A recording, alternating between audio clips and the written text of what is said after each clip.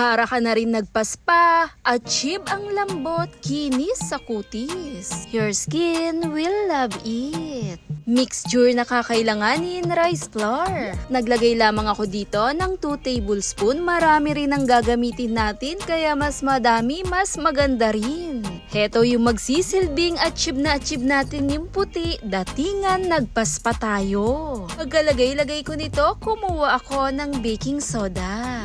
At 1 tablespoon po ang aking nilagay para mas mag-balance po ang ating gagamitin. Sobrang fantastic din talaga to, tumutulong mag-cleanse lalo sa balat natin dahil nung ginamit ko sobrang ganda. At sliced lemon po ang aking inilagay. Napakaganda rin nito para sa balat, mayaman sa vitamin C na nagbibigay puti, bleaching agent na tumutulong magbigay puti lalo sa balat. At sa paghalo-halo ko nga nito, kumuha ako ng coconut oil. At hetong magsisilbing bigay moisture sa balat na nagbibigay makinis at malambot. 1 teaspoon lang din po ang aking ginamit na pinapanatilihin itong moisturizing and whitening. 1 teaspoon din po ng pinaka-distilled water ang aking ginamit at halu-haluin natin itong mabuti. Siyang magbabalance doon sa ingredients na ating ginamit. Datingan mong naliligo ka sa gatas, sa texture pa lang milks pa din talaga ang datingan nito.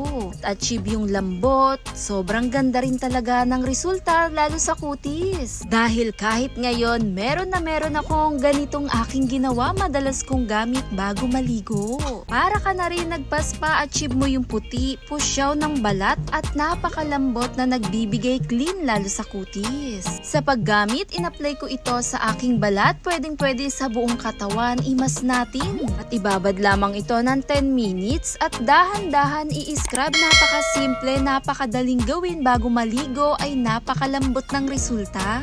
Dahil na rin sa mga benefits na ginamit natin, napakaganda ng moisture kasama ng coconut oil. Sobrang youthful lalo sa skin na napakalambot, napakagaan sa balat. Napakaganda nito para sa buong katawan natin na nagbibigay pantay na kulay.